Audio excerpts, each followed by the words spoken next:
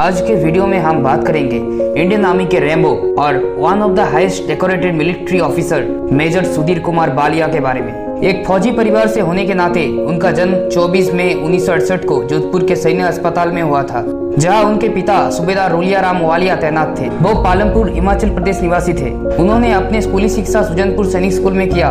वह सैनिक स्कूल सुजनपुर से उत्तीर्ण होने वाले पहले बैच में थे और नेशनल डिफेंस एकेडमी में सिलेक्ट हुए थे।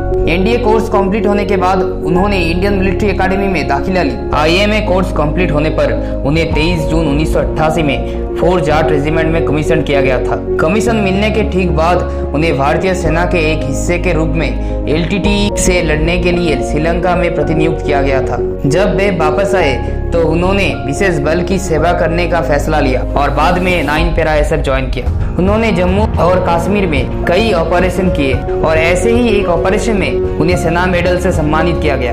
उन्होंने सियाचिन में 6 महीने की सेवा की। 1997 को उन्हें भारत के सर्वश्रेष्ठ कमांडो से चुना गया और उन्हें यूएसए में विशेष पाठ्यक्रम के लिए भेजा गया। जब 6 महीने का कोर्स समाप्त हुआ तो मेजर वालिया 80 देशों के समूह में शीर्ष पर रहने वाले एकमात्र भारतीय सैनिक थे। यूएसए के अलाबामा स्टेट ने उनको ऑनरेरी कर्नल का उपाधि दिया था और उनको पेंटागन में बोलने का मौका मिला था। बाद में उन्हें सेना प्रमुख जनरल वेद प्रकाश मल्लिक के एडीसी के रूप में प्रतिनियुक्त किया गया था। उन्हें और एक बार आतंकवादियों का मुकाबला करने के लिए सेना मेडल बार दिया गया था। जनरल मलिक कहते थे, उन्होंने एक उदाहरण स्थापित किया और युवा अधिकारियों को प्रेरित किया। जब कारगिल युद्ध शुरू हुआ तो वह सेना प्रमुख के लिए प्रतिनियुक्ति पर थे और उनके 9 पैरा एसएफ यूनिट दुश्मन से लड़ रहा था।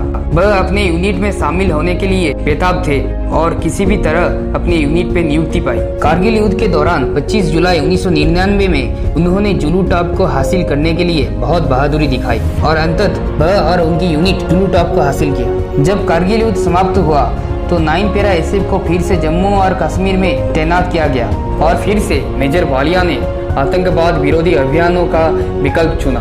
वह अपने माता राजेश्वरी देवी से कहते थे, मैं दुर्घटना या किसी बीमारी से नहीं मरूंगा, मैं अपने प्रताप दिखा के जाऊंगा। 29 अगस्त 1999 को उन्होंने कुपवाड़ा के जंगल में आतंकवादियों के ठिकाने को ध्वंस करने के लिए एक टीम का नेतृत्व किया।